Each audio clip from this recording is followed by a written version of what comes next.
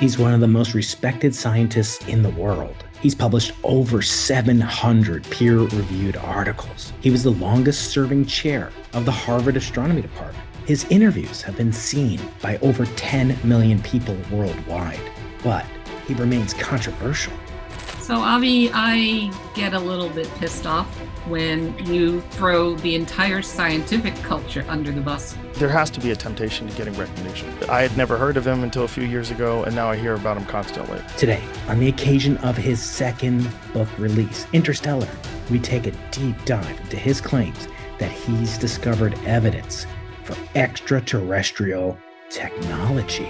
And we'll take on the critics attempting to answer the most important question ever posed. Are we alone? Welcome, Avi. How are you doing today? Doing great. Nice to see you again. It's great to have a friend on. It's great to have a brilliant author on. You're always one of my most popular. Thank you again. Well, fundamentally, I'm a farm boy, as you well know. And when I went to the expedition, I boarded a private jet, and the pilot, as I entered the jet, said, "Welcome aboard, Professor Loeb." And I said, "You don't need any titles here. Just call me Avi." And because fundamentally, I'm just a curious farm boy. And I say that to you as well. Yes, I know. And there's a lot of things to discuss today. I'll just say I'm the first person in my family, like you, probably, to go and get a PhD in advanced astrophysics. So, when they say everything you need to know you learned in kindergarten, it's not true.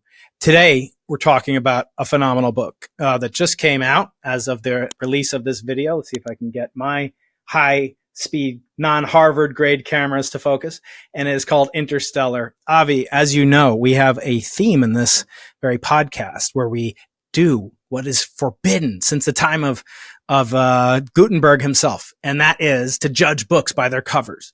So today I'm going to ask you to judge for us what went into the making of this book, the title, the subtitle, and the beautiful cover art on this wonderful book. Well, the title is actually a very good hint as to the content of a scientific paper that summarizes the results from the expedition to retrieve fragments or spherules from the depth of the Pacific Ocean.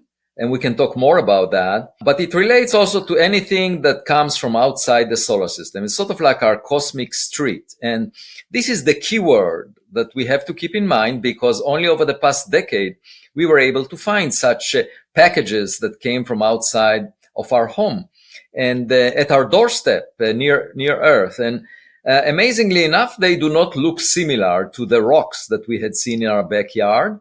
And therefore, they might have been sent to us by someone. We just have to figure it out. And maybe we will find a postal address that indicates they came from outside the solar system. We can talk about that. In fact, as we are speaking, I'm writing that paper that I'm talking about, and I know the content, but I cannot reveal all the details. We can talk about that, but they relate to the postal address.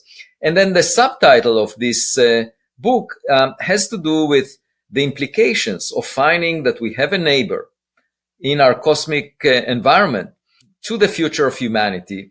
And even the search itself, just like the search for a partner in life, can change you.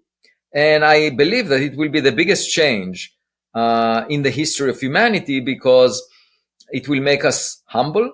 Perhaps we will realize that we are all in the same boat. That's what I realized when I went to the Pacific Ocean with all the team members that worked selflessly for the success of the mission. And so my hope is that it will bring humanity to a better place. Instead of us fighting each other on this boat that we call Earth, that is sailing through the ocean of space, we will realize that there is someone else out there, and therefore it makes sense for us to work together so that we can explore space and visit whoever that is. Yeah, this book has many wonderful allusions, and I've enjoyed all of your writing, including your technical writing, your papers, your textbook, astrobiology textbook, and many other of your writings. You're one of the most prolific authors I know. You're writing a book with your right hand as we speak right now, I understand. But I wanted to start with a reference that was made in this wonderful book to pop culture, which was just so surprising to me. And it's not giving too much away to say that this quote demonstrates that you are very much in tune with popular culture. And you say the following towards the end. You say, it may well be that our still sentient cosmic neighbor in the Milky Way galaxy, this is speaking of the possibility of extraterrestrial civilizations, or ETCs, as you call them. It may be that an ETC chose to swipe us left while monitoring the daily news on the universal civilization scale dating app. Avi, do you have a Tinder account? Is there something we should know about that your beautiful wife will be shocked to learn about? Or your daughters when they're searching on Tinder? I have two daughters. That's the answer is I have two daughters. Yes. By the way, I always enjoy the latest of the day rather than, I'm not so proud of the fact that we sent music from the 60s on the golden record, because I believe that nowadays we have much better music. And I always get bored by watching old films. So to me, the edge of the frontiers in anything, including music or science, is always exciting and thrilling. And that's what we want to communicate. And so I use that also in my book. But more to the point, there are ways by which humanity can behave better. And one of them is, right now we are allocating $2 trillion a year to military budgets. And if we just listen to John Lennon, who said, imagine all the people living in peace. And instead of relying on John Lennon, I can imagine this message coming from outside, from a more intelligent species that is not wasting resources on fighting each other on a surface of a rock that they happen to be born on. So if we realize that it makes more sense for us to work together and avoid conflicts, then we will have a surplus of $2 trillion a year that we can use to send a probe to every star in the Milky Way galaxy within this century. That's what I calculated. So it's actually, if you ask what would bring us most prosperity, the first thing is that we will start working with each other rather than fighting each other. And that includes not just fights between nations, but also within a nation. When I jog every morning and I do it at sunrise, I see signs in the yards of my neighbors. And they always say the same thing because they post them because they expect their neighbors to agree with them. But actually, the actual challenge is to post a sign that your neighbors do not agree with. So I can imagine my neighbors going to another neighborhood and living there, and they would probably be very cautious at putting the same sign. And I say that's actually the foundation of a democracy, the foundation of, I would argue, also the culture of universities, the academic culture, where people should engage with those who do not agree with them rather than the other way. And we tend to segregate towards tribes. And that is also, of course, assisted by the media. People read the news that agree with their views, and the reporters are trying to tune the news to their liking. So it's more of a commercial product rather than a description of reality. And unfortunately, that brings us to a bad place where there is huge polarization. A fraction of society believes that they are not being attended to, a fraction outside academia, for example. And there is this tendency to argue that academia is part of the elite.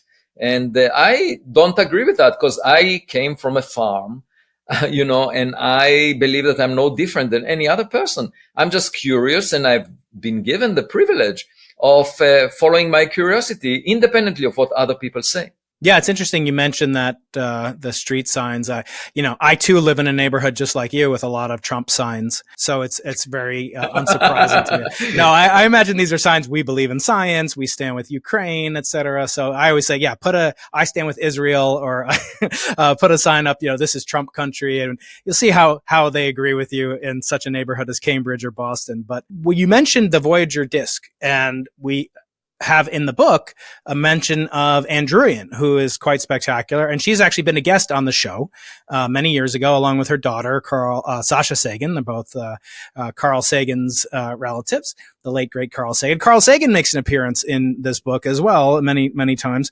And I wanted to start there because when we see claimed often, extraordinary claims require extraordinary evidence, which is attributed to Carl Sagan.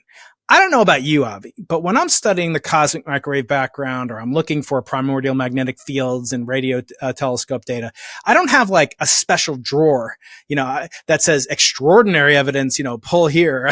There's just evidence. So what do you make of that quote, which appears in this book? Is there such a thing as extraordinary evidence, or is it just like when people say it's logical sense? I mean, that's kind of redundant as I saw it. No, I do think that it's all about the evidence and the quality of the evidence. But when people make that statement, and by the way, Sagan advocated for it, unfortunately, they're not seeking the evidence. It's a circular argument. And my response is that extraordinary evidence requires extraordinary funding. And Carl Sagan was actually junior faculty in my department several decades before I arrived. He lived in my town in Massachusetts near Harvard. I do appreciate the fact that he was a pioneer at his time, that people did not believe in studying the kind of things that he was advocating for. But I just don't think that this argument brings us to a good place, because you can argue also that dark matter is an extraordinary claim. We haven't seen it.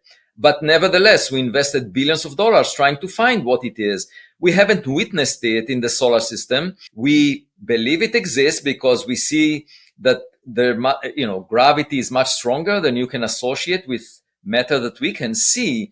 But it's also possible that gravity is modified. Okay. And for some reason, the mainstream of cosmologists fell to the notion that the dark matter is a set of particles we haven't seen yet. And we invested, the most popular was the lightest supersymmetric particle. We looked for supersymmetry with the Large Hadron Collider at an investment of $10 billion.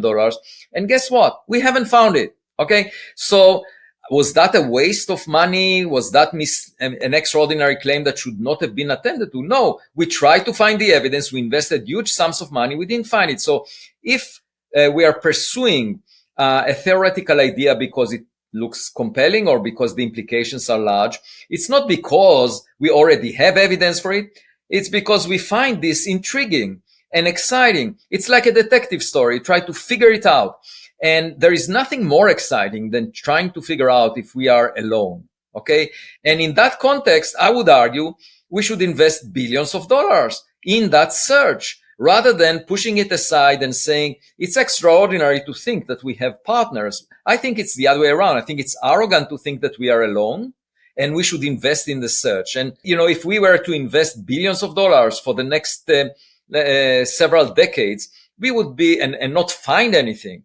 In the worst case scenario, we would be at exactly the same point as dark matter searches are right now. So you can't on the one hand say, dark matter searches are part of the mainstream, while at the same time say searching for partners like us, because we know that we exist, is actually fringe science. You can't say that. Why? Because most of the public cares more about whether we have any cosmic neighbors. And if you are using taxpayers' money, actually the right thing to do is invest more in the second question. And that's not the situation right now. And, I feel that it's even worse than that in the mainstream of particle physics, of theoretical particle physics, you have people contemplating ideas that have no foundation in experiments. We don't know if there are extra dimensions. We don't know if string theory is the right direction at all. But yet we are engaged in it for 4 decades. And there is a whole community of people working on mathematical gymnastics. And why is that legitimate? Why would you call that an ordinary claim that requires the attention of 1,000 people in mathematical physics? It's not obvious at all that this is physics. And yet you have popularizers of science claiming that it's the frontier of physics. So I just see those circumstances as academia not being honest. Okay. And honesty is saying anything that is not a result of experimental data is a theoretical concept, and we can evaluate the significance of it by the implications that it will have if we find one thing or another. And, using this metric, I think that the search for partners, cosmic partners, should be our highest priority. So this is a statement about such just titanic revelations that could be possibly revealed by you and other team members on the Galileo Project that you founded and direct. And it's a stunning headline. Harvard scientist, which is the way you're always described, says he may have proof of alien life in a new study. And it says, quote, "We should welcome it." Professor Avi Loeb said his full paper would likely be released in the next month. Avi, can you break this news now? Are you prepared to break this news, or should my audience wait patiently for it? As you said, the public has a right to know. It's their money. It's their data. Not in the case of this particular mission, because that's privately funded, but the notion stands, as you said exactly. People are more generally interested in the lightest partner in the universe than they are intelligent partner in the universe than they are in the lightest supersymmetric particle in the periodic table of subatomic particles. So tell us, Avi, what can you say about this shocking claim? So let me explain the context. I'm a theoretical astrophysicist, meaning I'm a person of ideas. Yet I see that nobody is pursuing the subject that we talked about experimentally, which should be the way that science gains new knowledge. I mean, we can think of ideas, but most importantly, we should check whether they match reality. And so I decided to lead an expedition to the Pacific Ocean to find the relics of the first recognized interstellar meteor. So let me break it down. A meteor is an object that collides with Earth and burns up in the atmosphere of Earth, generating a fireball similar to an atomic explosion if the size of this object is the size of a person, roughly. The amount of energy released is roughly the energy released by the Hiroshima atomic bomb. And obviously, the context of that can be seen in the latest movie Oppenheimer. But of course, there are many more objects smaller than that size and fewer objects larger. And we know that an object the size of Manhattan Island collided with Earth 66 million years ago and basically decimated the most life forms, including the dinosaurs. So we want to know more about how many objects collide with Earth. But what happened almost a decade ago, 2014, the US government satellites, which are monitoring Earth for national security threats, such as ballistic missiles, noticed a fireball from a meteor of an object roughly at least half a meter in size. The one unusual fact about this meteor was that it was moving very fast. And translating the measured velocity by the US government satellites to the velocity of the object relative to the sun, we realized, together with my undergraduate student at the time, Amir Siraj, after I asked him to go through the catalog and look at the fastest objects, we realized this object actually was moving faster than the escape speed, the speed necessary to escape from the solar system. So that means that it came from outside the solar system. It was not bound gravitationally to the sun. And also we calculated that outside the solar system, it was moving at 60 kilometers per second relative to the local frame of the galaxy, the local standard of rest. And that's faster than 95% of all stars in the vicinity of the sun.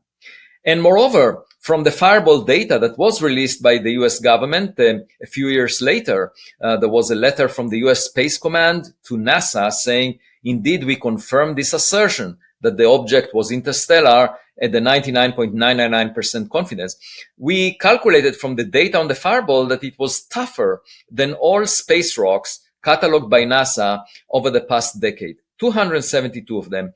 And the way we concluded that is because the stress exerted on the object by air was the highest before it disintegrated. It was able to maintain its integrity to very high ram pressures, and that implies that it's made of materials tougher than even iron meteorites. So what is it? I mean, one obvious thought that came to my mind is that it could be a Voyager-like meteor. Just imagine another civilization sending Voyager-like spacecraft, and within some billions of years, it collides with Earth.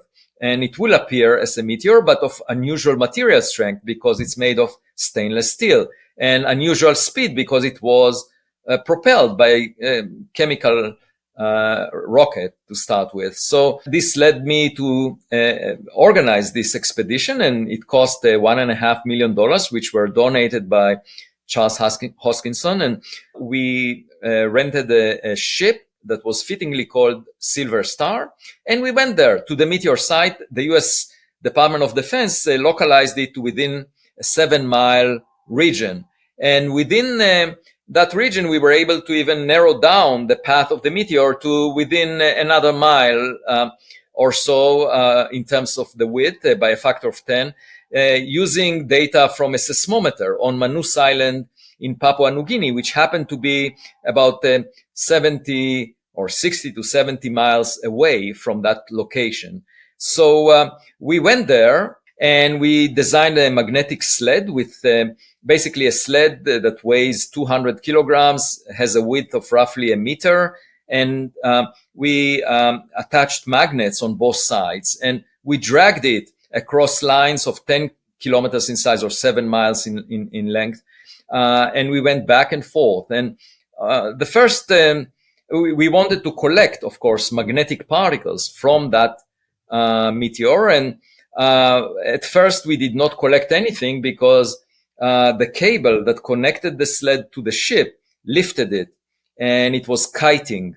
And so we managed to solve that problem. We had an exceptional team of really high-level professionals, the best in the world, and they realized that going with the current of the ocean allows us to keep the sled on the floor. And then after the second day, we started collecting materials. Most of the materials were volcanic ash, black powder, but among them, we were able to filter out using a mesh the tiny volcanic particles, let them go, and we were left with bigger particles. And once we put them under a microscope, we realized that we have some molten droplets from the surface of the meteor because they looked very distinct from the background.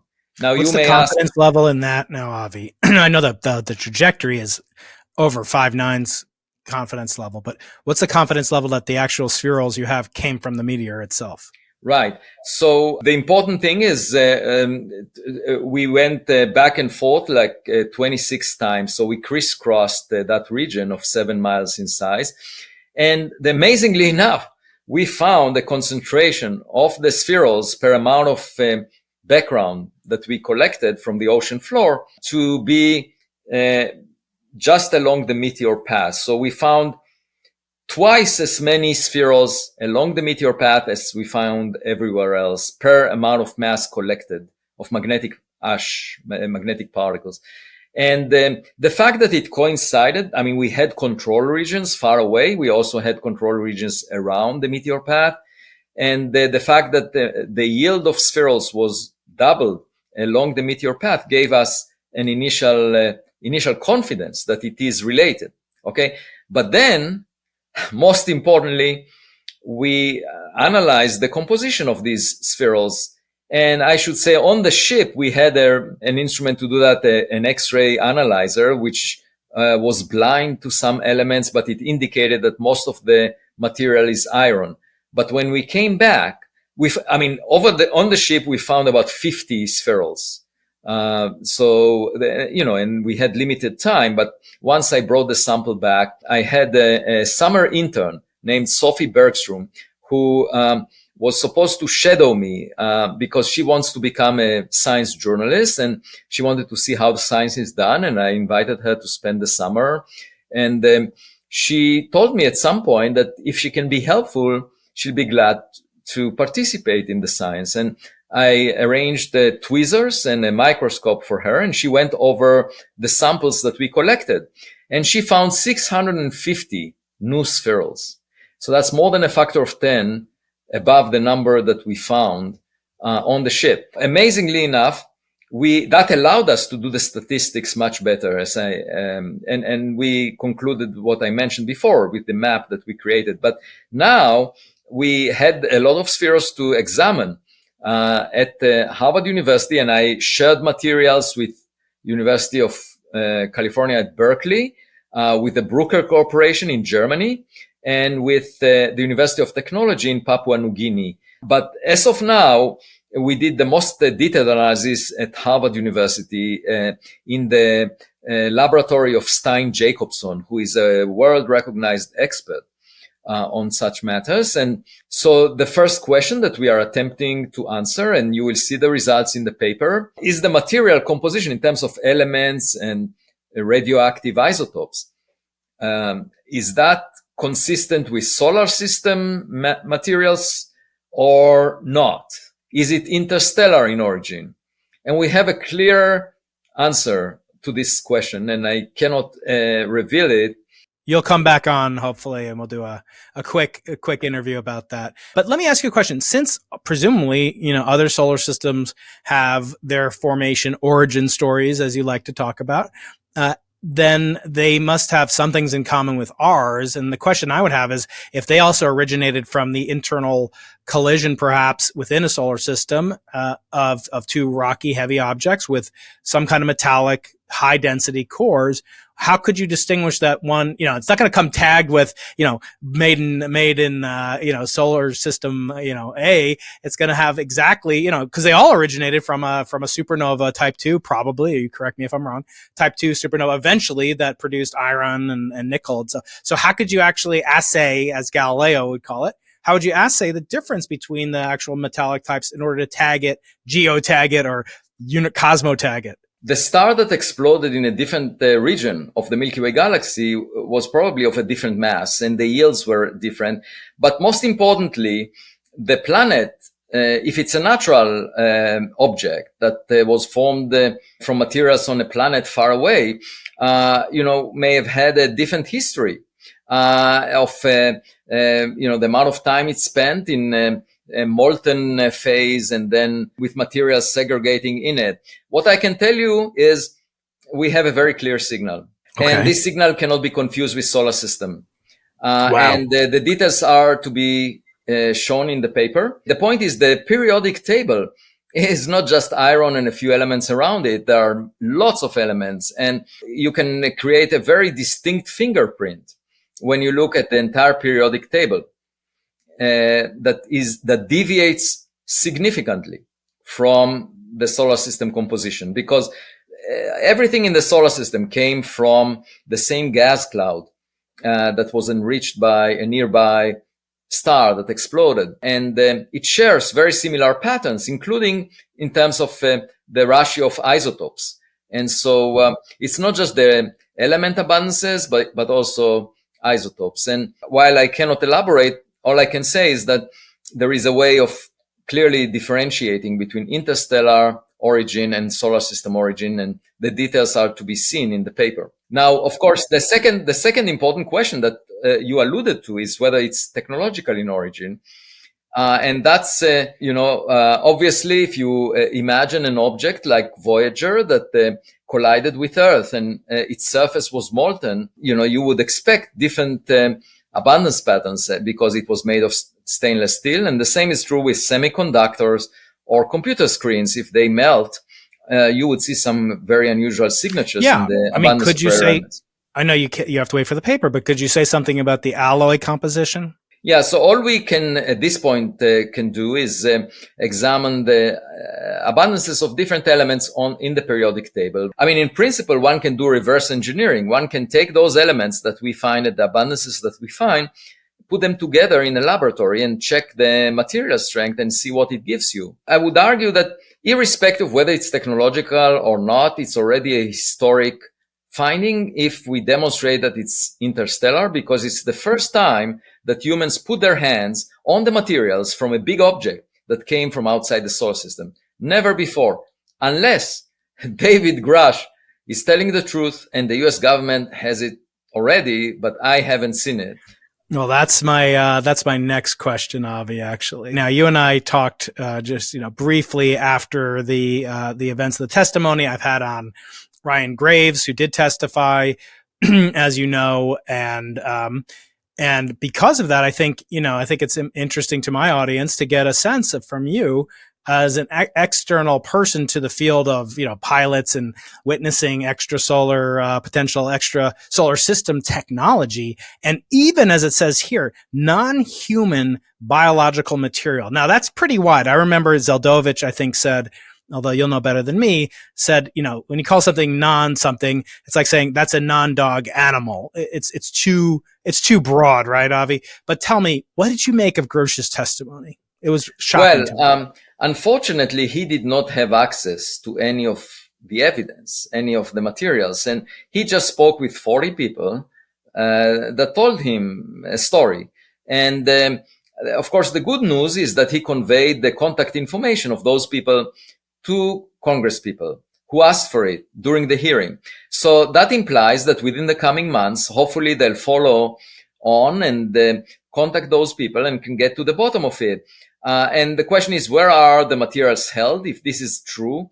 And can we get access to those materials? If they're held by corporations, they might not be easy to access. I mean, there is a legislation proposed for December in the defense bill that the committee of 9 people will have authority to ask for those materials or information about them from outside government. This would be a committee under the president, and that would be interesting as well to see what comes out from that hook, whether it catches any fish.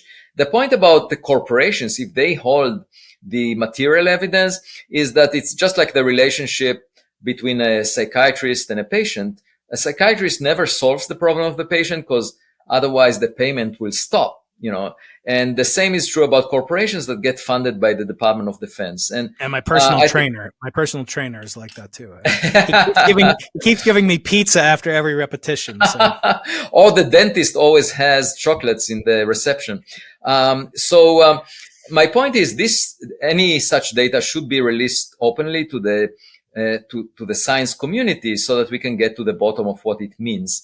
And the reason is simple, because anything that came from interstellar space, doesn't adhere to national borders, because it started the journey probably before humans existed. And so whoever sent it doesn't care how we split the land. It shouldn't be a matter of national security.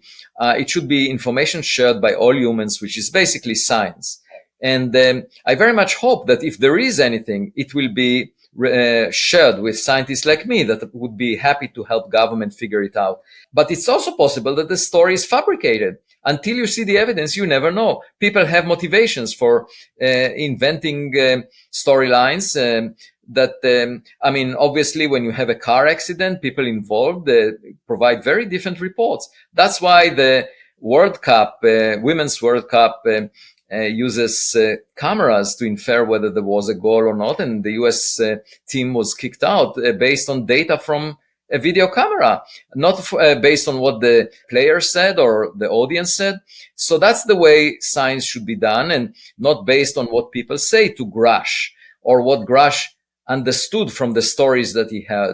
It needs to be substantiated by evidence. And until we see the evidence, we don't know. But I want to push back on you. If you could repeat what you said, that famous phrase that you used when we spoke with Gary Nolan about a year ago, and I hope to have Gary on again with you.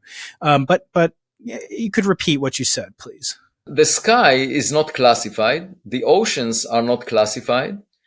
And therefore, we have an opportunity to figure out the truth without relying on government to tell it to us. And that is my approach as a scientist. I think it's possible that we will learn what lies outside the solar system by figuring out the composition of the spherules at the bottom of the Pacific Ocean at a depth of more than a mile, than waiting for politicians in Washington, D.C. to tell us. I want to push back, as you know, with love and respect. I think some cases the sky might be classified, and sometimes the ocean needs to be classified. I mean, after all, I can't go down to San Diego Harbor and cruise off the coast where my friend Jocko Willink, who sent me this bottle of Malk, brought it to me when he came over once. I can't just go there and say, "Hey, seals, how you doing? Let's go play. And let me look at those dolphins with the football helmets filled with MRI cameras." And it is classified for our security. I want to take us back. You talk a lot about my hero of science, Galileo, and he's your hero too. I know that. And Galileo, pushed back against the equivalent of, the world government at the time, which was the Catholic Church. And they, to some extent, had an obligation to provide not only for the dissemination of scientific information. Okay, maybe that's their goal. Maybe that's not their goal. But at some level, governments have an obligation to ensure life, liberty, and the pursuit of happiness, meaning that they have an obligation to pursue peace and to provide peace on Earth. Now, that sometimes might mean, according to some, that we don't reveal all of our national secrets. The kind of data that's collected by a KH-1, KH-11 spy satellite, it's about the same quality as the Hubble Space Telescope, as you know way better than me. But tell me, Avi, don't governments have some obligation to keep some things hidden from their population? I mean, can you make the argument that some information, can you envision information, a discovery maybe made by you or your competitors even, that would be so traumatic for the infant Earth, after all, that the aliens won't swipe left on us? What can you imagine the case for actually segregating information, classifying data from the sky? I think that is a misguided approach, because it resembles going out to your backyard when your family was isolated since you were born. And then you go check the rocks in your backyard, and suddenly you notice a tennis ball that was thrown by a neighbor. Now you are facing a dilemma. Will you bring the news back to your family, which obviously will create some shock, and because they always were under the belief that they are isolated, nobody is around, or will you maybe keep it secret? And my this decision would have been to definitely share it with my family, because some family members might want to, at that point, close off the curtains to maintain privacy, or maybe step outside and greet the neighbor and learn something new by speaking to the neighbor on where they came from, what insights they have. Or the neighbor might show up at your front door one day, so you can't avoid it. Or the neighbor might influence your life, and indirectly. It's part of the reality that you live in with your family, and you have to share that information. And the same holds for our cosmic neighborhood, because, it will change our perspective about our place in the universe. It would affect our aspirations for space. This is science. Science is knowing what the universe is like. And you cannot filter science. You cannot just say this is knowledge that should be hidden, because that's what the church wanted to do in the case of Galileo. They didn't want his view that, maybe the earth is not at the center of the universe to be known to the public. And so they wanted to suppress that. And obviously it's not the right approach, because now we live at the space age.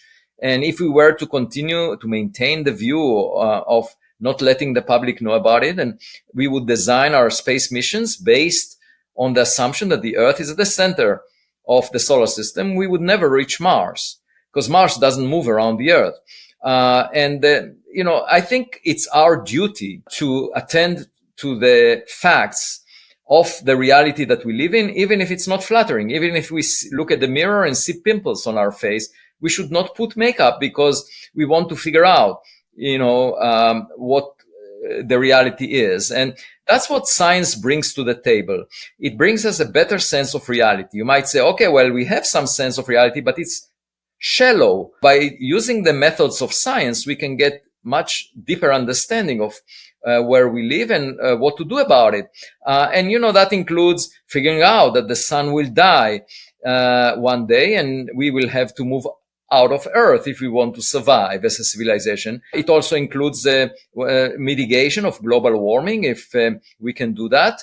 It includes anything global, realizing what the risks from AI might be to society. Anything to do with the reality that we live in, is really essential. It's the bread and butter for our survival, because we need to adapt to it.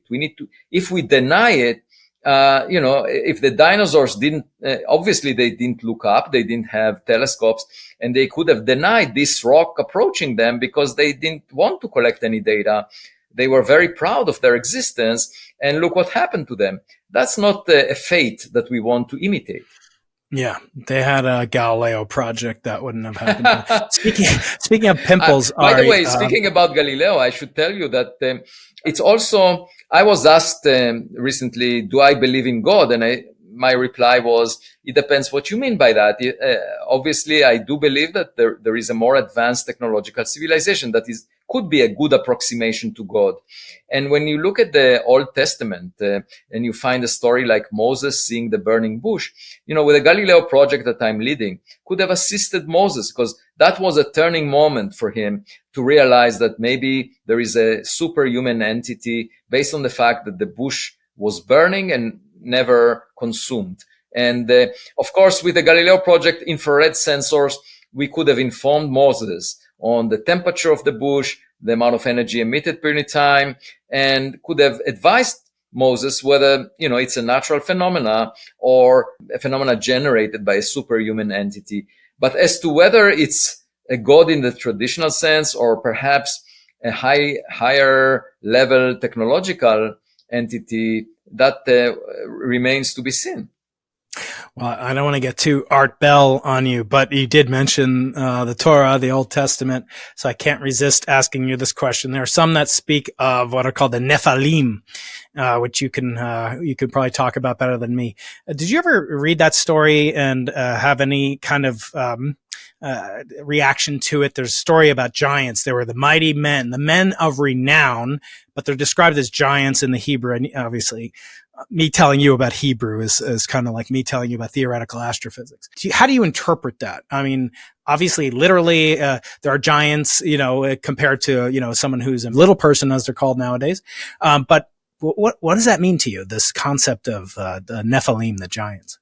Well, it's interesting, and there are other stories in the Bible about entities that could have, done miracles that were not fully understood, angels and stuff like that. And it is possible, in principle, that there was an encounter with some technological gadgets that people misinterpreted as, superhuman entity.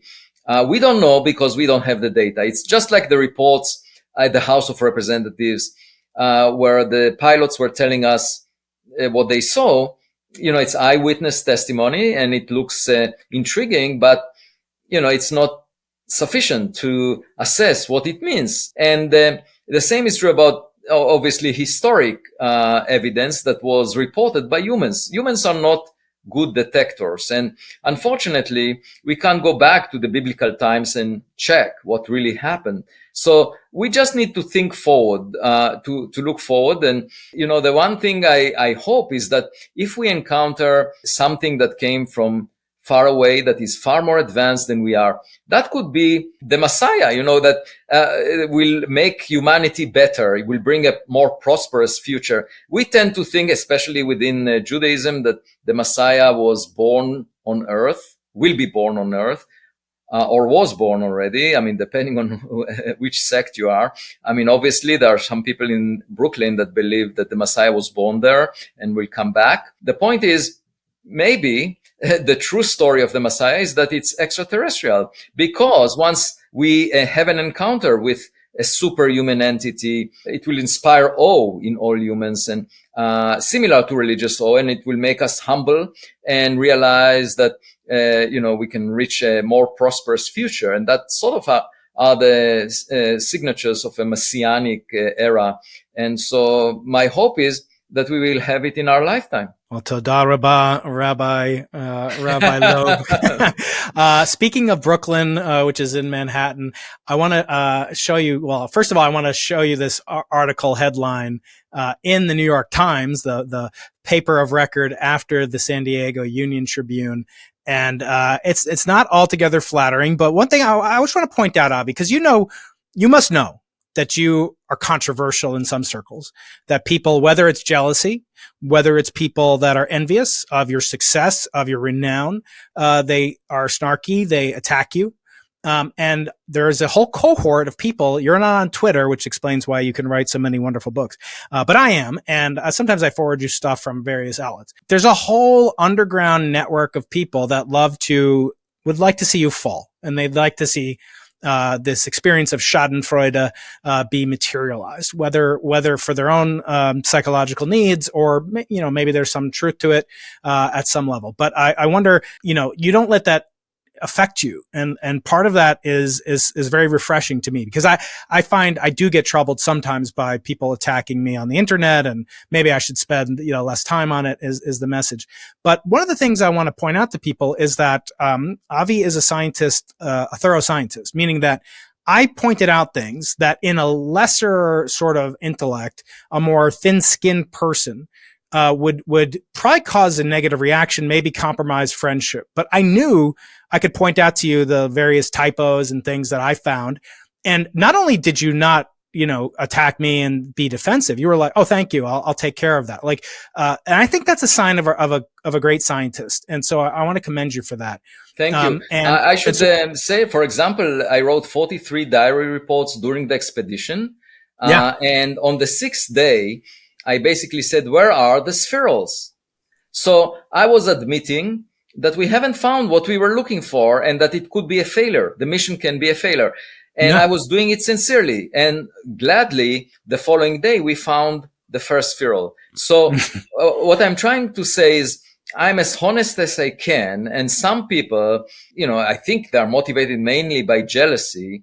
And they, for example, attacked me for writing about this scientific expedition because they said you should have waited until you got the results and reported them in a scientific paper. And I say no, because the public sees it as a detective story and they like detective stories. So I show how science is done, where you can make mistakes along the way and eventually evidence should guide you. And I see that as an educational exercise for showing the public how science is done. And a lot of people thanked me for that. There was one person who said, I had a stroke a few weeks ago and reading your diary reports gave me strength to live.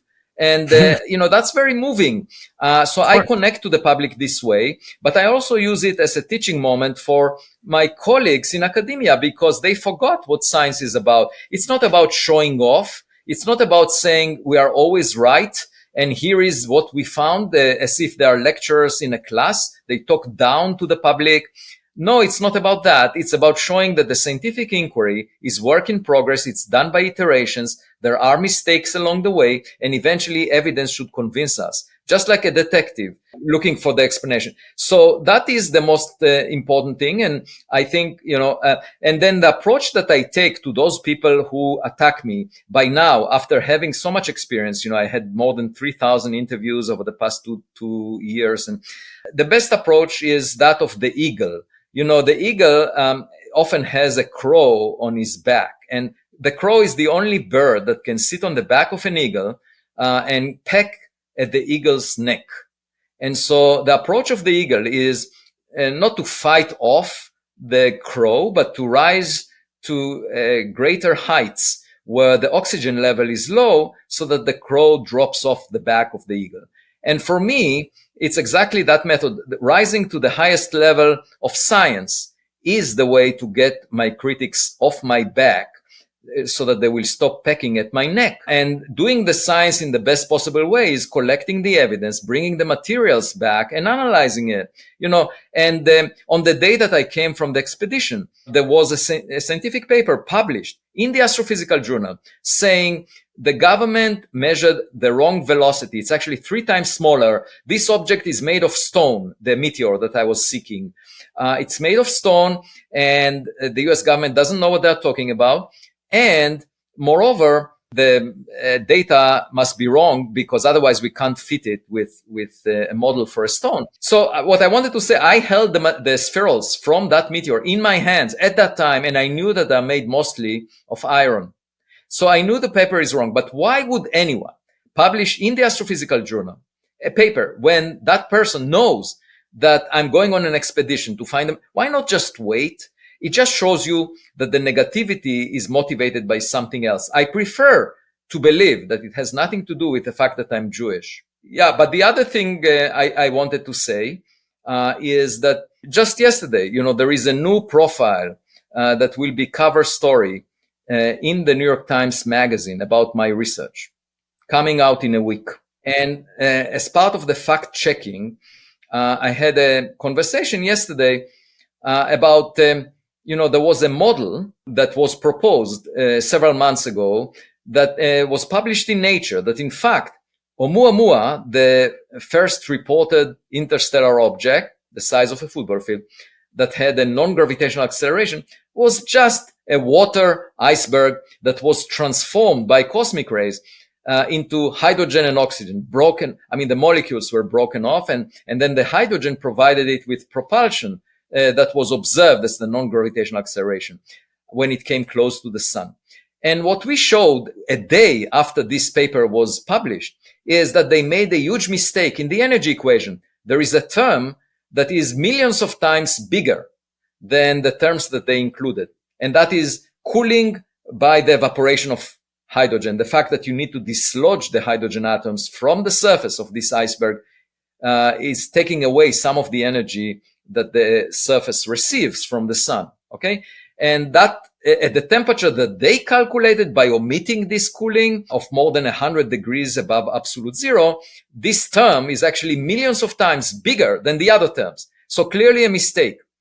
On that day, I wrote to all the reporters that celebrated the success of this Nature paper. And I said, look, they made a mistake in the energy equation. And I heard back from one reporter who said, we don't want to confuse our readers. We will not make any amendment to our report. And I said, you don't need to say anything other than Avi Loeb, just wrote a paper that disputes the energy calculation. But anyway, they decided not. Then another reporter said, I approached the authors of the original paper, and they told me that they are not willing to make any comment about your paper until it's refereed. And I said, fine. Then we waited a few months. The paper was refereed and accepted for publication with the same content. I came back to that reporter, never heard back. Okay. So, it's more about conveying the message that maybe a lot of people want to hear, which is maybe it was just a water iceberg, rather than doing the math correctly. And what happened when in the fact checking is, the reporter involved in the story in the New York Times Magazine about my career was telling me, I tried to approach the authors of that paper and I couldn't get a comment from them after your paper is already accepted for publication and published. But I reached out to another expert on the subject. And that expert said, in this equation, there is a term that could have been considered as time dependent, whereas in the equation, it was considered as constant. And the reporter said, does that actually change your conclusion? And because that person said that you can't trust the result. And I said, this term needs to be millions of times smaller. So if you change a coefficient that is of order unity by a factor of a few, even by a factor of 100, it would not make this mistake go away. You need to change it to bring it down by a factor of millions. And I said, look at figure 1. We are showing that. We are showing that the term that was omitted was much bigger than anything else at the temperature that they calculated. Therefore, the temperature must be much smaller. To me, it illustrates the following fact, that the so-called expert wanted to raise enough dust so that they can claim that they can't see anything. It has nothing to do with substance. That expert did not put a time dependence, because that expert, if they were to put a time dependence, he would realize immediately that it doesn't solve the problem, because you need to reduce that term by millions. And just to show you that people are trying to tackle me in any possible way, they're not doing the math correctly, and they are just making claims that are not substantiated by calculation. And I should say, I'm still down to the trenches. I'm doing my research. I'm not a blogger. I'm actually doing scientific research, publishing in scientific journals. So that's the way I deliberate. Especially, kind of odious to me was a claim made by Steve Desch in this article, who is an astrophysicist at Arizona State University. He says, people are sick of hearing about Avi Loeb's wild claims. Well, I think Avi, the multi-million seller of your first book and your appearance as one of the most popular guests on Lex Friedman and Joe Rogan, et cetera, belies that, puts the lie to that fact. People are not sick of it. They're very interested. He goes on to say something I think is it's almost mendacious. It says, it's polluting good science, conflating the good science we do with this ridiculous sensationalism, sucking out all the oxygen from the room. Then he says, Dr. Desch added that several of his colleagues were now refusing to engage with Dr. Loeb's work in peer review, the process by which scholars evaluate one another's research to ensure that only high-quality studies are published. It's a real breakdown of the peer review process and the scientific method, he said. It's so demoralizing and tiring. Avi, who's breaking down? Who is the one who's undermining this? And who are the people that say we should only trust things that are peer reviewed? And now they're saying we refuse to peer review it. That seems that's ridiculous. antithetical, Mr. Dash or Dr. Dash. I actually don't know who he is, but I'd be willing to have him on, and I'd love to talk to him to get an impression from him, because Professor Dash, if that's what he is, I think that you are completely out of line. To say that you won't even peer review, that's a bare minimum for a scientist. And to say you won't engage with data once it's submitted, that's almost as if you are evoking this index of forbidden books from the time of Galileo and Bruno. What say you, Avi? Yeah, what I say is I never wished Dash to be sick. I wish him prosperity and good health. And any sickness that he encounters should be discussed with his therapist. You know, I remember we had a junior faculty member in our department decades ago. And, you know, everyone believes in dark matter being particles. And there was a paper published about perhaps gravity is modified in the context of some modified Newtonian dynamics. And that person was sick of hearing about this alternative. And I ask you, why would you be so emotional about a completely logical possibility? You know, if we see that gravity cannot be accommodated by known matter, there are two possibilities. Either, you know, the law of gravity is modified, which is a possibility, or there is matter. And the only way to address the choice between these two possibilities is by trying to find proof for one or the other. And it shouldn't make you sick to consider an alternative. Why would anyone be upset and emotional? It's only because that person is a true believer in one of the possibilities. But that's more the realm of faith, you know, of religions, of cults. It's not the realm of science. In science, we should be guided by evidence, and we should discuss in a very collegial way why the evidence does not support one possibility versus the other. But if there is no evidence, if the evidence is intriguing, if there are anomalies, the discussion should be open. And I came from this culture of trying to figure out the dark matter in cosmology. And I know that a lot of people suggested ideas that are out of the box. And that was actually encouraged. As a young person, I got tenure while working on such issues, you know, at Harvard University, where they didn't tenure for 15 years before me. And the point is, we don't know something. So we are trying to think about possible explanations, and then we examine them experimentally. That's the scientific method. But you can't say, I will never referee a paper that suggests that the dark matter is an axion and not a weakly interacting massive particle, because I won't even peer review it, Avi. I won't even peer review it. That's what he's saying. Yeah. And that is completely opposite to the scientific method, to the openness of mind that should be accompanying blue sky research. And I say, you know, these people who claim to protect science are actually not representing science. They are opposite to the scientific method, because all I did was say, maybe this meteor came from outside the solar system based on the government data. I respected the data from the US government because the US Space Command is the organization paid more than NASA to figure out if there are any national security threats. And if they were wrong by a factor of 3 in the case of this fireball, then I would never sleep at night, because I would say, you know, tens of billions of dollars are allocated to an organization that advises President Biden about ballistic missiles. I would say, you know, that's what they're saying in the scientific paper in the Astrophysical Journal as of a couple of months ago. That's exactly what they were saying, that the US Space Command doesn't know what they are talking about. But I said, I don't argue with that. I respect the US Space Command. I say, I trust you. I will go there and check if I find materials. I go there. And you know what happened?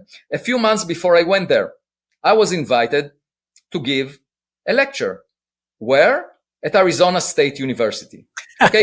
And the person who invited me said that we would very much like to hear about your forthcoming expedition. And the person who invited me is a very distinguished physicist that I respect greatly. And I said, you sure? I'll be delighted to give this. And then half a day before, he told me, your host will be Steve Dash. And I said, I'm canceling, as we say. I said, I'm not giving this talk. I don't feel safe in the company of this person because I know what he's saying. And I said, here is a solution for you. In order not to disappoint your audience, please ask Steve Dash to give the talk instead of me about Oumuamua. And he said, great, I'll ask him, because you're declining. I said, yeah, please give him the floor. As a result, Steve Dash gave the talk in which he said explicitly that I will not find anything in this expedition to the Pacific Ocean. He said that explicitly on video recorded publicly. Now, I went there, I found materials. Someone came to me and said, can you give me an example of a person who criticizes the expedition? Because now you found it, and I witnessed what you found, and it looks very convincing.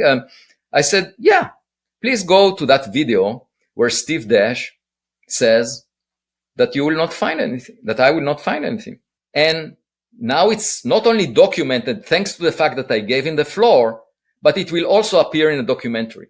Well, they say living well is the best revenge. Avi, let me ask you this. What I would say is that bullying has a price. As I said, I never heard of him. That says more about me than it says about him. But nevertheless, the fact that he's claiming multiple people, I wonder how, his Arizona State, which is not reputed for its great support of academic freedom, by the way. They had, 40 law professors just protest a speech on happiness by a friend of mine, Dennis Prager, recently, and they all boycotted his speech, and they actually fired the woman who invited him, as far as I understand. So Arizona State is not, typically associated with academic freedom. But I do wonder if his peers in the physics or astrophysics department, wherever he may be, realize that he can be swayed by perhaps personal animus and not by, the legitimacy of peer review, which is the foundation, the bedrock on which science stands. So, but let me ask you, if not, it could be the case that people react to things like, I'll show you now, as evidence of, well, this Avi Loeb character, he is not doing things properly. Going back to New York City. Now I will show you this video, which is on your website. But this was in Times Square, was it not? And was this? Can you see this, Avi? This video. Yeah. Avi Loeb, The Search for Interstellar. This is obviously a promotion for your upcoming book, which will be out today. Galileo Project, Are We Not Alone? So they're complaining that this type of thing is not proper in science. Well, I say the following. Hold on. Let me just comment before I want you to have the most of the oxygen. But unlike Steve Dash, who's thinks you're sucking up too much of the cyanobacteria's greatest creation 3 billion years ago. When we as scientists, we have a term in science which is called science popularizer. You've heard that term. Our friend Neil deGrasse Tyson and people like Bill Nye, et cetera. I always say, well, that's weird because there's no such thing as like a sports popularizer. There's no such thing as a movie popularizer or a TikTok popularizer. They're influencers, but they're not popular. Why is that? That's because we scientists have been given the greatest script ever written by supernatural forces, or if you like, by Mother Nature herself. And we're the worst actors. We are the worst actors. We don't engage with the public. We act as if we're super brilliant scientists squirreled away doing specialized things like insects that cannot be scrutinized by ordinary plebes. And I think we do that to great, great disservice, not only to science, but to society, because as you said earlier, it gives a misimpression of how science is actually done. Science is done with tons of wrong turns and blind alleys. And actually, most of the time we're wrong. And especially theorists. I have to say that as an experimentalist, because my job is not to be right or wrong. It's to prove people like you wrong. And actually, a good scientist like you will welcome that. So what do you say to people that say, you shouldn't be promoting something like this? It's unseemly, Avi. Don't do this. Well, I can explain the context. It was very simple. On the day that I went to the expedition, I got a phone call from someone who said, I'm very excited about your research and I'm offering you this slot in Times Square. And the same is true about the funding that I got for the expedition, $1.5 million. I said, we want to do this expedition. It's an important one because it's the first recognized interstellar meteor. And a few months later, I had a Zoom call with Charles Hoskinson, who said, you have the money. I didn't do fundraising. I didn't advocate. I didn't approach anyone in Times Square. They approached me. You didn't take money away from anybody. You didn't steal money. Right. Yeah. No, this is all donations, meaning that people are inspired by the message. Exactly the opposite of what is being said. It's not me promoting myself, but me saying what I think and hearing back from the public a very loud echo that says, please continue. And that is explicit in many emails that I get every day. And to me, it means the following, that I should continue. And because I'm following the scientific method by collecting the evidence, analyzing it, and putting it in a scientific paper. But while I'm doing it, I'm also showing the public how it's done. There is no harm in doing so. And if anyone has issues with the findings, they should wait for the scientific paper and raise those issues, but not before that. Because if they say it must be a stone, when it actually is iron that makes most of the material, then I would call it the Stone Age of science, meaning everything in the sky is stones. And just think about it, if they were shown the data on dark matter that we have, they would try to fit it with stones and suggest not enough matter and say the data must be wrong. Clearly, that's the wrong conclusion. And when Fritz Zwicky suggested there is another substance, I'm sure these people would just attack Zwicky more actually than they attacked me. When Galileo suggested something different, he was obviously put in house arrest. So it keeps repeating. What I'm complaining about is that we don't learn from history. We don't the entire academic culture was established on the idea that you give people tenure so that they can pursue ideas out of the box, try to pioneer paths that were not taken before, so that we can gain new knowledge in directions that we didn't expect. I'm intrigued by facts, by anomalies, and I want to find more data so that we can substantiate the meaning of those anomalies. That should not make anyone sick, because otherwise you are behaving like a faith-based professional, someone who knows the answer in advance and gets sick whenever the evidence proves otherwise. Let's turn back to the book, because I want this book to sell and to get all the attention that it definitely deserves. But before we do that, I do want to point out to those of you who are meteorite aficionados that I actually give out meteorites. This is a fragment of IM2. No, I'm just kidding. It's a fragment of Oumuamua. That would be great. How much would you pay for a fragment of Oumuamua, Avi? Well, it's priceless. But it's more for the knowledge. I don't need. I will send it back, just like you catch a fish and you send it back into the ocean.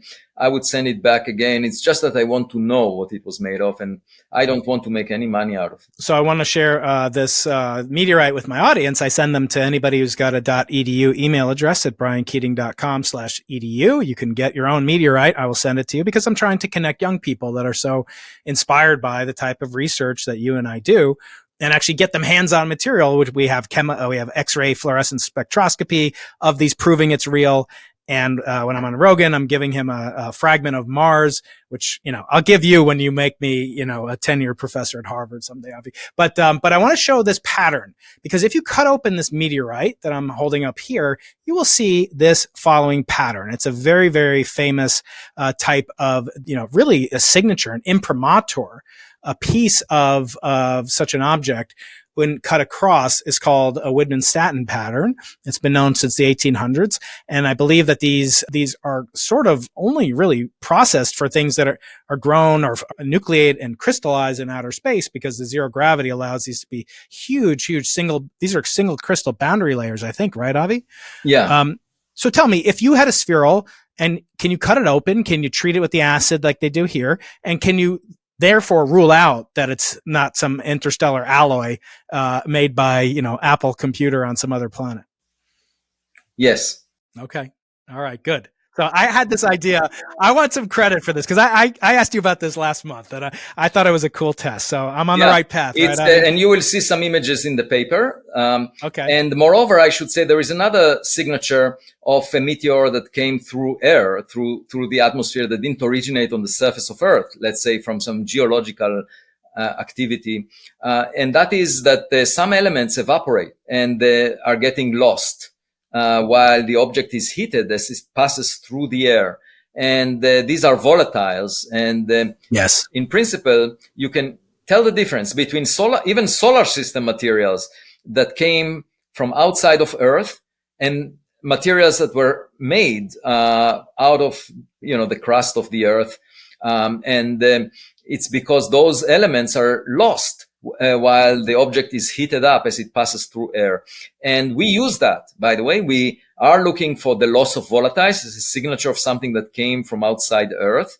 But we are looking beyond that at signatures of something that came from outside the solar system. Very good. So when I look at objects like this as an experimentalist, and I know you're aware, I'm not like telling you something you don't know, but as Richard Feynman said, the first principle is you should not fool yourself. And the second principle is you're the easiest person to fool.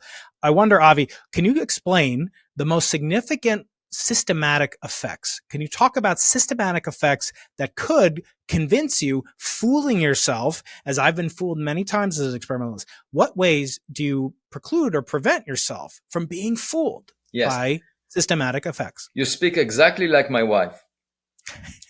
That's exactly what. Well, she's a lovely, brilliant woman then, Avi. What can I say? She married you. I married her. That's the biggest compliment. And you dedicate the book to her and your daughters, Lotham. And so that's exactly the question. Of course, for that purpose, we visited control sites, meaning regions that have nothing to do with the meteor. And we did exactly the same thing of collecting magnetic particles from the ocean floor.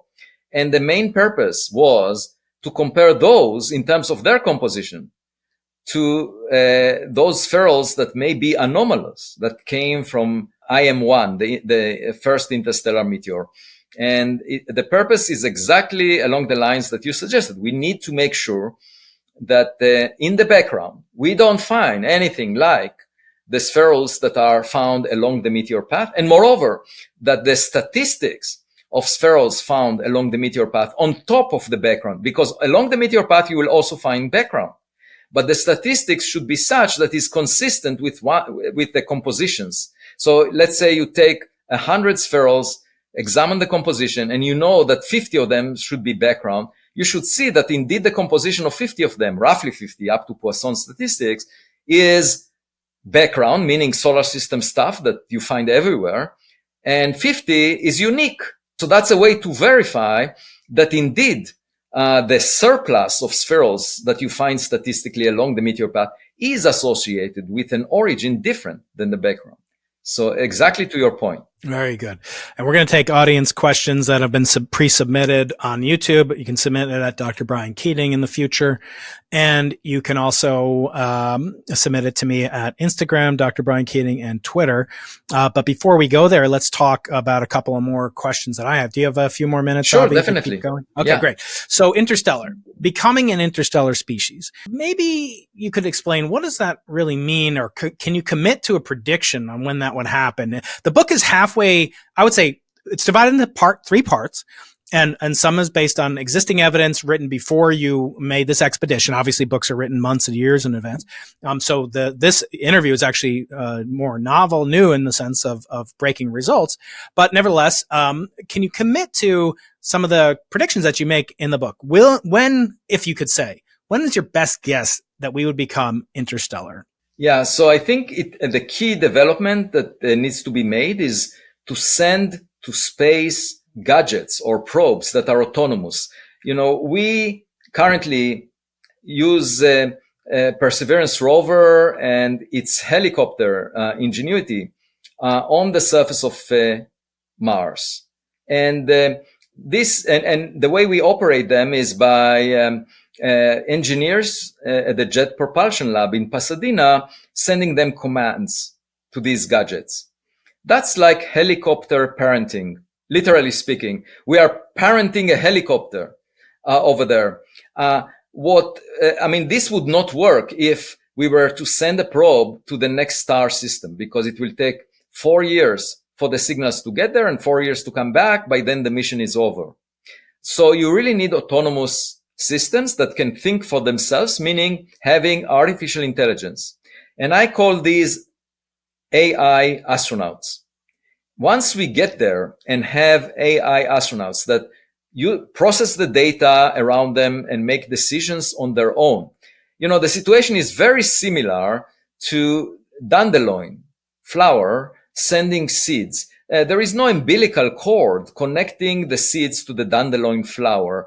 The nature does it in a very simple way. The flower sends the seeds with the wind, and they do their job that they were intended to do on their own. They don't send information back. In much the same way, I can imagine sending AI astronauts to space that are autonomous. They pursue the goals that we give them. Of course, there is some blueprint architecture involved in sending them. We want to accomplish something. So one thing we can do is let them go to places where they can use raw materials to recreate life as we know it, including complex forms of life.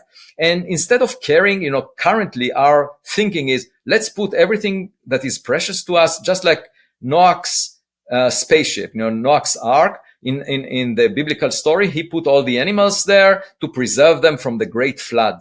And you can think of doing the same in the context of a spaceship, putting the most precious life forms on a spaceship so as to preserve them. And that includes humans. But there is a better way.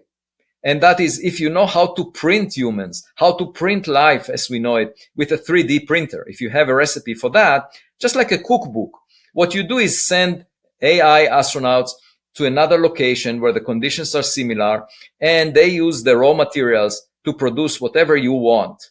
And it's just like the printing press of Gutenberg, that it would be a huge revolution in the sense that we recreate what we enjoy having here on Earth rather than carry it in a very brute force way on a spaceship, being vulnerable to all the hazards of space, like cosmic rays, the emptiness of space, no nutrients and so forth. It's better to send technological gadgets to extend the longevity of humanity. So the way I see it is, once we make this step forward of sending AI astronauts, that will be the time when we will go interstellar. So you, interstellar versus interplanetary. Our friend, Elon Musk, hopefully future guest someday on the podcast. I'd love to chat with him because he's never actually talked to a real physicist like you or me, as far as I understand. He's talked a lot with Lex and with Joe Rogan and stuff, but talking with a peer, and he was an undergrad at Penn in physics. So I'd love to talk to him, but he's talked about, making, humankind interplanetary. First of all, do I have it right that you're quite skeptical, as am I, about that? And second of all, Avi, would you like to live forever? I have to think about it, but because there are a lot of. What's the con? Why wouldn't you? Why might you not? Because for example, I don't want my tenure in academia to be forever, because I want young people to think freely, and so they should have positions. And if we would live forever, then there will be no open positions, right, in academia. Just as an example, you could always retire. Also, there are some obnoxious personalities that I would not like to have, forever in terms of living with. And so I have to weigh the pros and cons. For me, it's all about learning. I see life as a learning experience, and I get a thrill by understanding something that was not understood before. That really is the meaning of life for me. But why not keep that going and forever? The question is that could be an option. I have to think. That would be interesting. Yeah. Okay. So Elon's not here to defend himself, but he's often said, and if you keep pressing him, it's hard to know why he's doing what he's doing. Obviously, he owns a chemical rocket company, so that's quite useful, kind of a market segment for him, shall we say. But when we think about living forever, oftentimes I hear on a personal level, people don't want to live forever. There's a saying in Latin, memento mori, which means, remember, you're mortal, you're going to die, which is what a courtesan to the emperor of Rome would whisper to the emperor as he walked around the streets of Rome. Remember, sire, you're going to die, in a way to emphasize the beauty of the present moment.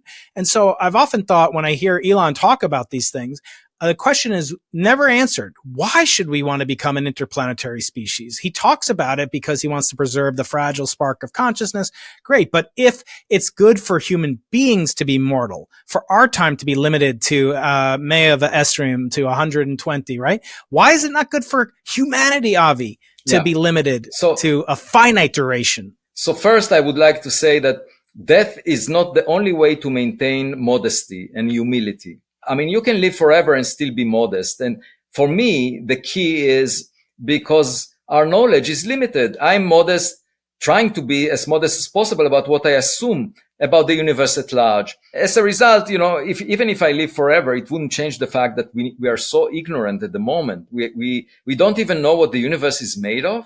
not to speak about the fact what existed before the Big Bang, what lies inside a black hole, some of the most fundamental questions. And yet we award Nobel Prizes to people who just figure out how much dark matter there is, how much dark energy there is, that black holes exist. These are primitive ideas compared to the actual content, the intellectual content that we don't know, which is what is the dark matter? What is the dark energy? What happened before the Big Bang?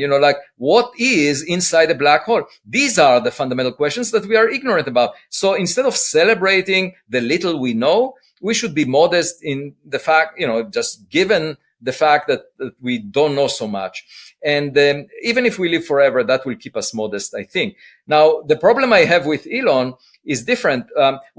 Obviously, he wants to establish a new place where humans live. And of course, NASA is thinking also about the moon as an intermediate step before going to Mars. The problem with Mars, it doesn't have an atmosphere. If you were to try to live on the surface, you face two problems. There is no protection from cosmic rays. So within a few years, every human will die there in spacesuits.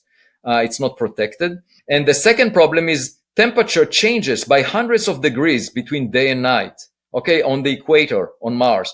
You cannot live under these circumstances. Much better to get into caves, like those lava tubes. And, we came from caves on Earth, and if we go to Mars, we might go back to caves. But life could have started on Mars, before it came to Earth. And in that case, we're just going back to our childhood home in some way.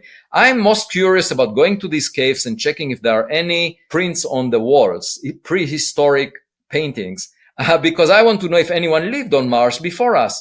But I agree with you that just going to Mars is not a huge accomplishment in the sense that, it's just a little bit farther from the sun. So what's the big deal? That will not preserve humanity once the sun in, more than 1 billion years will expand.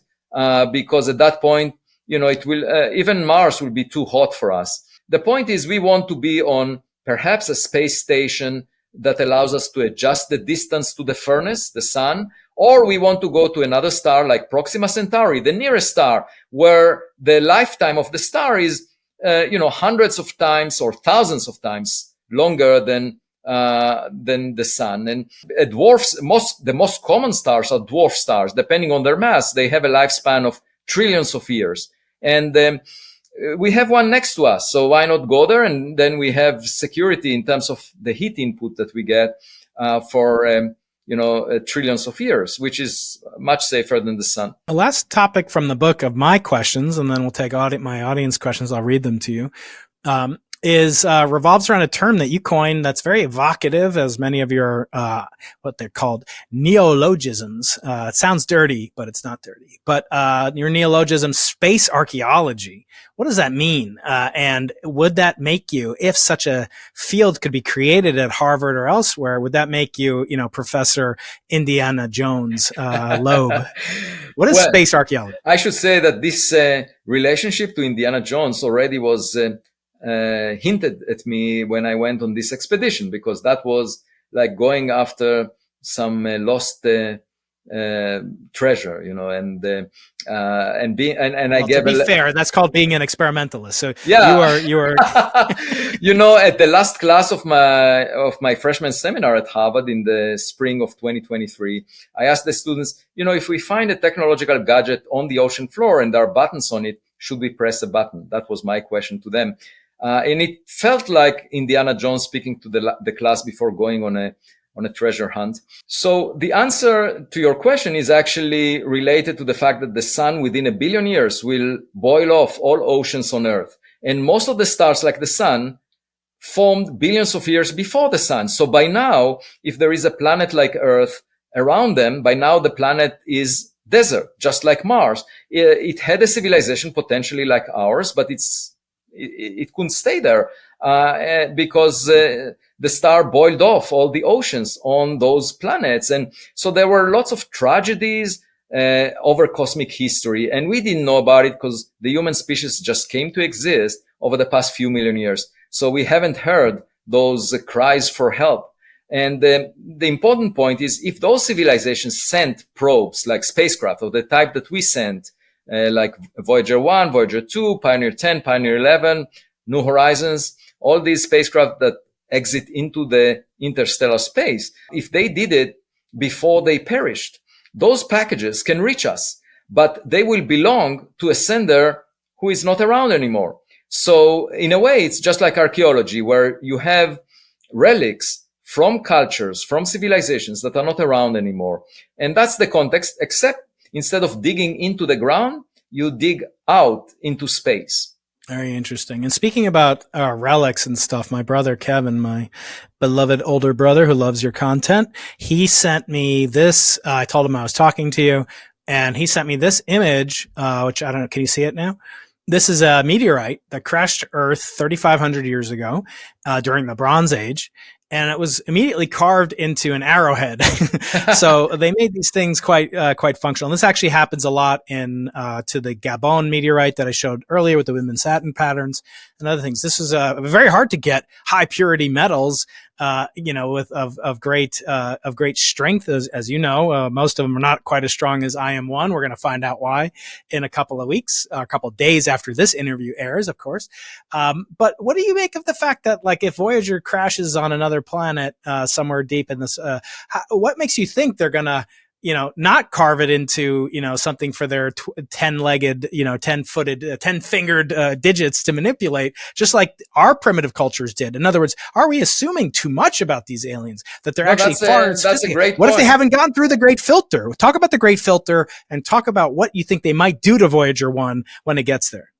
Right. So the Great Filter is the ability of a civilization to destroy itself once it gets to a certain level of technological advance. And of course, before that point, it's rather primitive. Now, in interstellar space, you might realize there is probably a rule similar to Darwin's survival of the fittest, in the sense that only those civilizations that manage to escape from their planet or send probes that escape from the planet are the ones to be remembered. In some sense, survive, at least in memory, if not in practice, by self-replicating probes, perhaps. It's much more likely to find civilizations that are more primitive, of course, because, maybe they never figured out how to leave their planet, and they would stay that way. And when they see Voyager, they would make tools like the one you are showing.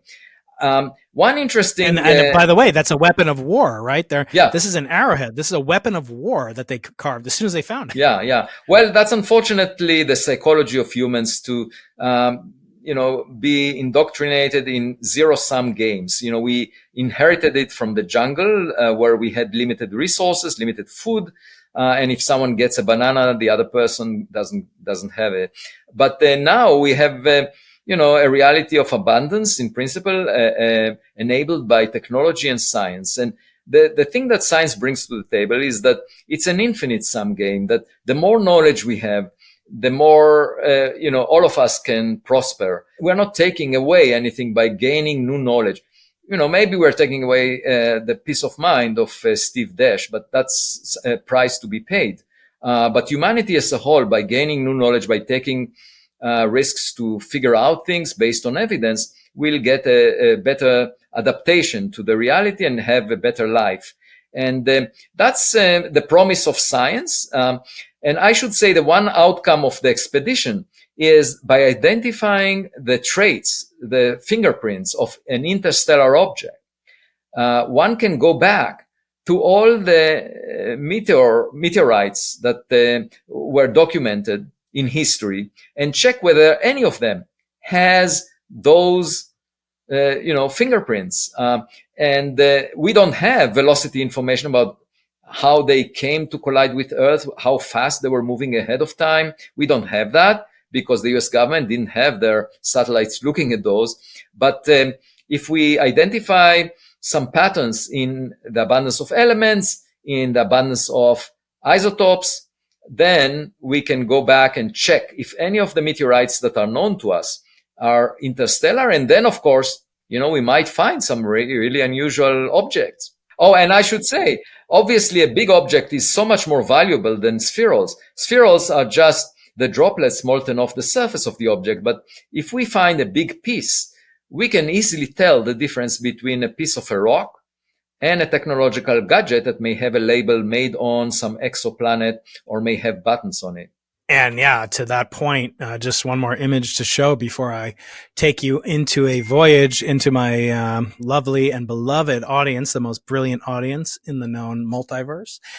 Before I take questions from them to you, Avi, I did just get a very, very exciting piece of data. This was actually broadcast somehow. Don't ask me how I do these things, but this was actually transmitted faster than the speed of light to this studio where I'm recording the Into the Impossible podcast. And that is, this shows perhaps why we haven't been in touch with an alien civilization. Can you see this, Avi? This shows the alien that you were talking about.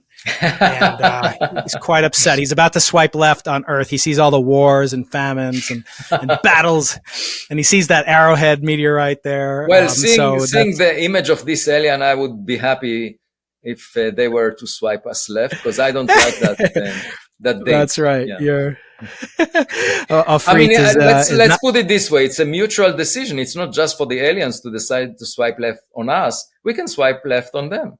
Yeah, although Hawking thought we should be careful. Your friend Stephen Hawking. Can you comment on what Stephen Hawking was so nervous about if the Tinder was swiping right, interstellar Tinder? What was he worried about? You had a very close relationship with him. Talk to us about Stephen Hawking and his perspicacity when it came to alien civilizations. Yeah, so about a decade ago, Stephen Hawking commented that we should be careful at transmitting signals to interstellar space because you never know who is listening, and there might be a militant alien civilization out there that will come to us and destroy humanity as we know it. Now, I'm not so fearful of that because I think that any advanced technological civilization that could potentially reach us or send gadgets that will reach us would not care about us, because the journey takes millions of years with, or up to billions of years with chemical rockets, the type of propulsion that we use right now. First of all, to get to us, anything should have been sent long before humans came to exist. But even if they respond to some TV commercials that we send out unintentionally, we would not pose a threat to them. There are so many planets around, so many stars out there that, we will be indistinguishable from ants on a pavement. And they would arrive to us just in case they have some interest that goes beyond us. We tend to think that everyone focuses on us, but my point is, out of modesty, any encounter with a more advanced civilization would be to our benefit, because it's an opportunity for us to learn about our technological future, about how to get to them. If they arrive to us before we got to them, it means they're much more advanced. That's why I always say when people say, oh, you astronomers are, concealing evidence and you would never share this evidence because you work for big astronomy. I always say, no, you're actually completely the inverse. The scientists should be the most interested in this because it would allow you to circumvent the physics of the 22nd, 23rd through 29th century, perhaps, to get to a level of true understanding of the base layer of reality. I should mention one caveat that I realized. There is the Rubin Observatory about to become operational in 2024. And among many other things, it surveys the sky and will identify objects coming close to Earth, right? And I asked someone who is familiar with the software, and I said, will it recognize objects like Oumuamua that are coming from outside the solar system? And that person said, no, actually, the software that we developed to analyze that data is only trying to fit the data for objects that are bound to the sun. So this is just like saying, maybe there are things interesting out there, but I will not look for them. That's really a surprising situation. And as a result, we are developing the relevant software with my postdocs. So I say we need to take matters to our own hands as scientists. If we want something to be discovered, we can't just rely on others doing the right thing, because very often what our colleagues are doing is trying to reproduce what is already known. So if we know about rocks bound to the sun, That's what they would look for. The last question I want to get into before we turn to our audience questions is really, kind of this ultimate thing where we have, the conflicts that are plaguing us on Earth. I always phrased it until recently, Avi. I said, the problem is that what happens below the von Karman line stays below the von Karman line, in that we have nuclear, a nuclear winter, which is an atmospheric event, COVID-19, respiratory, pandemics propagate in the atmosphere below the von Karman line. And of course, there's no shortage of things to be imperiled by global warming, which is obviously a below the von Karman line phenomenon.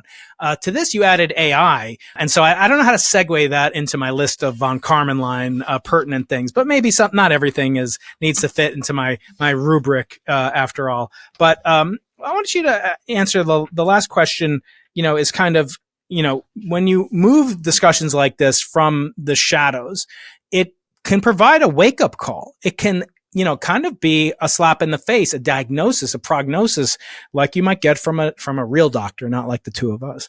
But tell me, Avi, what sense could this be a wake-up call for humanity to tackle the great problems, as I say, that exist below the von Karman line?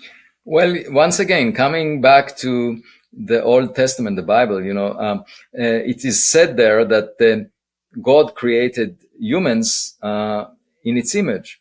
We are creating AI in our image, and we are startled at what we find. It's just like looking at the mirror and saying, look at this face. To me, sorry to interrupt it. To me, it's like when I talk to one of my kids and they realize something, whether it's about YouTube or whether it's about science that I never taught them. I'm like, how do you know this? You're like, yeah, you didn't learn it from me. I guess there are other teachers that they learn from. Well, the problem really lies in education, in the sense that we, obviously when we have kids, we don't want to expose them to what happens on the street, like all the crime. But what we do with these AI systems is we train them on the internet, which is not different than the street, in the sense that, very often social media amplifies negativity, amplifies biases, amplifies racism. And as a result, if you train these AI systems on whatever is out there, you will not get good behavior. Even if it pretends to be good behavior, behind your back, it may not be.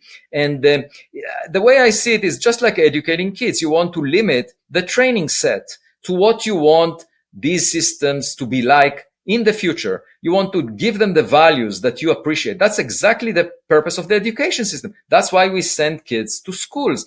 It's so that they will gain knowledge of things that we want them to emulate, to use in the future. And the same should happen with AI. There should be some regulations about what materials these systems can be exposed to. And we should train them in a way, even on artificial text, we can write the text that we want them to follow, rather than put them in this Wild West environment of the internet, which is the mistake we're making right now, because when we see what happens as a result, it doesn't look really helpful or satisfactory, and it makes some people upset, and it could create crime, and also in the hands of the wrong governments, it could lead to catastrophes. So it's really all about limiting the scope of this amazing technology that we are developing. I see it as a risk. I don't think that Washington, D.C. pays enough attention to it because they lack the technical skills.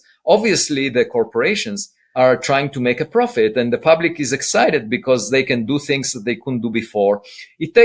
I'm not so worried about it taking jobs, because that was always the case with new technologies. You have to adapt to the changing reality, but it's more about risks to society once you expose these systems to negativity that it finds on the internet. And in principle, it could fool you, because right now the number of connections in GPT-4 is similar to the number of synapses in the human brain. You get a system with similar complexity. And once we go beyond that phase, of course, we might not be able to understand at all how it gets to its conclusion. So we have to regulate how we train it and how to incorporate it into the legal system. That's the other thing, that we don't have laws that deal with crimes committed by AI systems. And one way to deal with it is, if the AI system is still in the training phase, it remains like a kid. And in that case, you blame the parents, the manufacturers, the trainers for any crime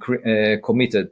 But if the system becomes autonomous, self-learning, and completely independent of the training set, then you have to somehow punish the system by taking it out of this operation, just not allowing it to be in society, maybe retraining it.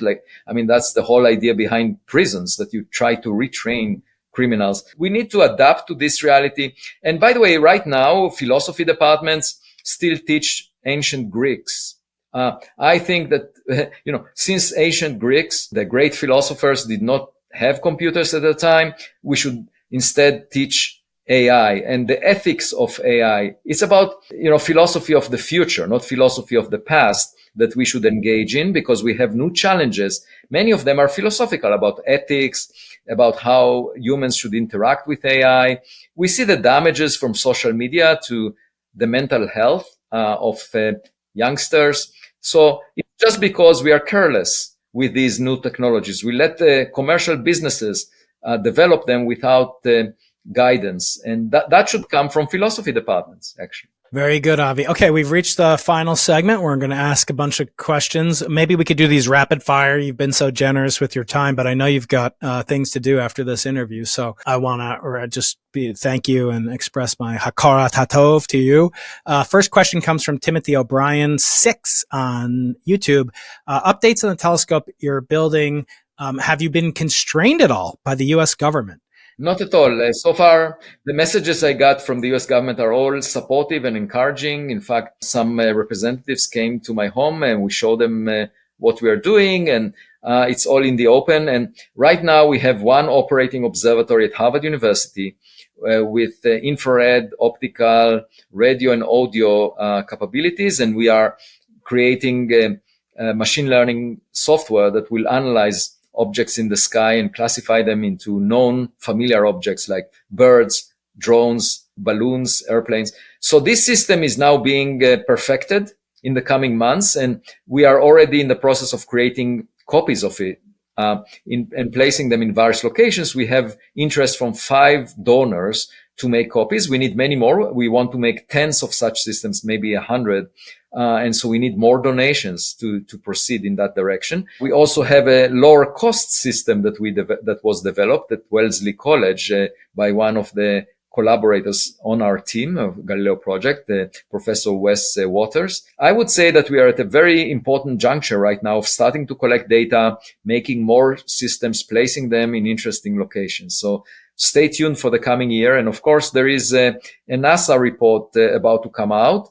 And my expectation is that they will say that a scientific inquiry of the type that is being followed by the Galileo Project is what we need. So next question comes from a listener on Twitter, or a fan of ours on Twitter. And his name is Zagros Sexbizin. I can't pronounce it. It sounds like a Hungarian. By the way, Avi, do you know that they said once that aliens had been discovered already and they're called Hungarians, right? Yes, that's the old joke. Okay, anyway, and I'm part Hungarian, so I got to take credit for that. Okay, Brian, you once asked Avi, I think this is in our first interview, what would convince him that Oumuamua isn't an alien craft? And his response was something along the lines of, if we sent one of our crafts to check it out and it turned out to be a rock. Has that changed? Is that unreasonable to try to do such a thing? Yeah, I mean, it's really, we can't do it now because it's too far away. We can't see it. It's really all about the quality of the data that would convince us one way or another. And what I'm focused on right now is finding the next Oumuamua, dating the next Oumuamua with the Rubin telescope and getting more data on it. And of course, looking for interstellar meteors. These are objects that came from outside the solar system and they collided with Earth. And we currently have the one that we explored, and we have another one that we might explore in the near future. Next comes from Awakening to Reality. How have they addressed the Papua New Guinea results being upset with them over removing valuable materials? As I understand it, Avi, it's like 30 grams worth. So, it's actually less than that, even less than that, because each of the spherules is less than a milligram, and we had 700 of them, so it's less than a gram. In fact, it's outside the territorial waters of Papua New Guinea. And we were in contact with the PNG government when we organized the trip for 8 months, and going all the way to the top level of the PNG government. And they realized there is no commercial value, there is no biological context value to this material that we are trying to collect.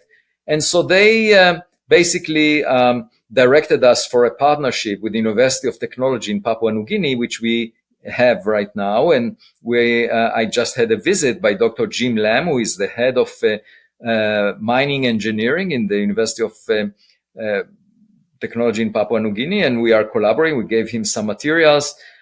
So it was all a result of someone who was not in the loop that was talking about it as if we took, but in fact, we went all the way up to the highest level of government when we coordinated this visit. They were fully aware of it. They had no issue there. It's just academic. The search for spherules from meteors was done many times before in the history of geology and oceanography. And there is no legal issue here. So, okay, last two questions from the audience. One comes from Twitter, someone named Gonzalo Chavez, and he's asking about a Ukrainian study that has claimed to record spinning objects and luminous objects. And he claims that an open source Galileo equivalent project has recorded similar, but Avi said they are artillery. Can you comment on whether or not your findings on that have changed at all in the last 8 or so months since we talked last? Yeah, so the most important thing in science, as Brian, you know very well, it's not whether you detect things. It's how the signal that you detect compares to the background, to the noise.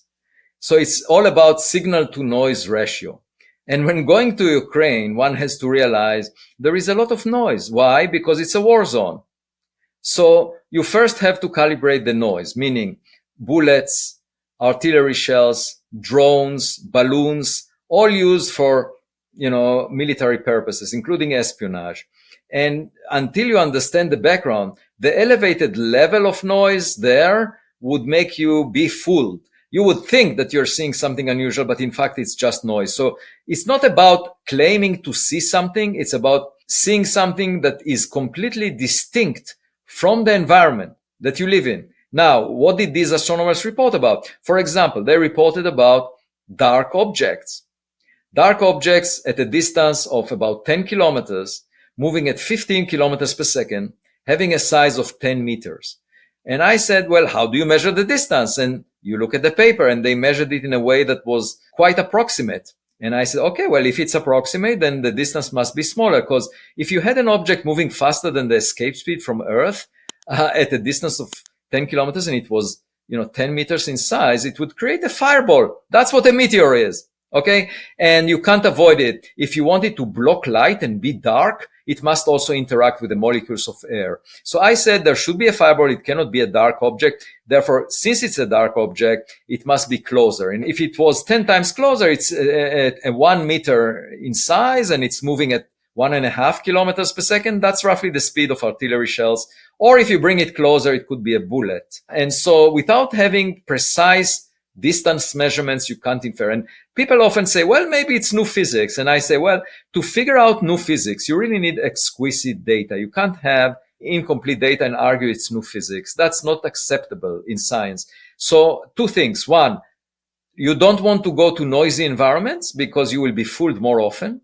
And second, you want to have exquisite data before arguing for new physics, which is clearly implied if you claim there is no fireball, it's a dark object moving at 15 kilometers per second. And then there was one object that they did identify a distance to from 2 stations. That was a bright object. They found a distance that is similar to the distance of satellites. And spy satellites should be common in that arena. Or communication satellites. Maybe it's Elon Musk's satellite. Yeah, that's right. Yeah, it could be, he's starting up a successor to Starlink now that it's already obscuring all of our CMB bands at low frequencies. Avi Loeb, I want to thank you for being such a gracious multi-time guest on the podcast. We look forward to your upcoming appearance when you'll discuss the results of the paper on the chemical, compositional, alloy, technological content of the newly discovered spherules after multiple independent, randomized controlled trials and all the safeguards that I know you're employing. It's just a great thing. Avi, if people want to donate financially to the project, are there opportunities for small donors? I know your doorstep is very crowded with billionaires that come to your doorstep. So, that's why you haven't invited me there. But I would like to also solicit, as you know, in the Jewish tradition of tzedakah, it's most important actually to get more small donations than big donations. So is there a venue that people could support you? Obviously, it's not you. It's the Galileo Project. Yeah. Is there a way for small donors to contribute and have a stake in the outcome financially? Yeah, definitely not me, because we had a conference celebrating the second year anniversary of the project. And one of the participants came to me at the end and gave me a check of $5,000, which I immediately cashed. With the administrator of the Galileo Project, and it was put into the research fund of the Galileo Project. But we do have a button with the label "Support Us" on the Galileo Project website at Harvard University, and you can just follow the instructions there. And if it's a small donation, if it's a big donation, more than $10,000, then you can email me, of course, and I will direct you to the relevant people at the development office at Harvard University. Well, we started off the conversation talking about the Voyager record and this gentleman here, Carl Sagan. I want to end with it as well, pertinent to this book, which such a delight to read. It's an incredible work of scholarship, as well as a detective story, an adventure story, a story of the Israeli Indiana Jones. And Carl said the following about books. He said, a book is made from a tree. It's an assemblage of flat, flexible parts called leaves, imprinted with dark pigmented squiggles. One glance at it, and you hear the voice of another person, perhaps someone dead for thousands of years. Across the millennia, the author is speaking directly and silently inside your head, directly to you. Writing is perhaps the greatest of human inventions, binding together people, citizens of distant epochs who never knew each other. Books break the shackles of time. Proof that humans can work magic. So, Avi, another magical book has been delivered by you, not through gravity or interstellar propulsion, but nevertheless, I encourage everybody to pick it up. And actually, the audiobook is due out as we speak. And then you can actually have the voice, a literal voice inside your head, right, Avi? And it's not made of any tree, so it saves the trees. And I should say we should all be waiting for a letter in our mailbox that has a postal address from outside the solar system. Avi, I can't wait. And you'd be the first person I would call if that happens to show up here in Southern California. Avi Loeb, Professor Baird Professor at Harvard University, author of so many wonderful books and papers. I want to thank you for spending so much of your time with me, and I wish you the best of luck with this book. Thank you so much. It has been such a great pleasure.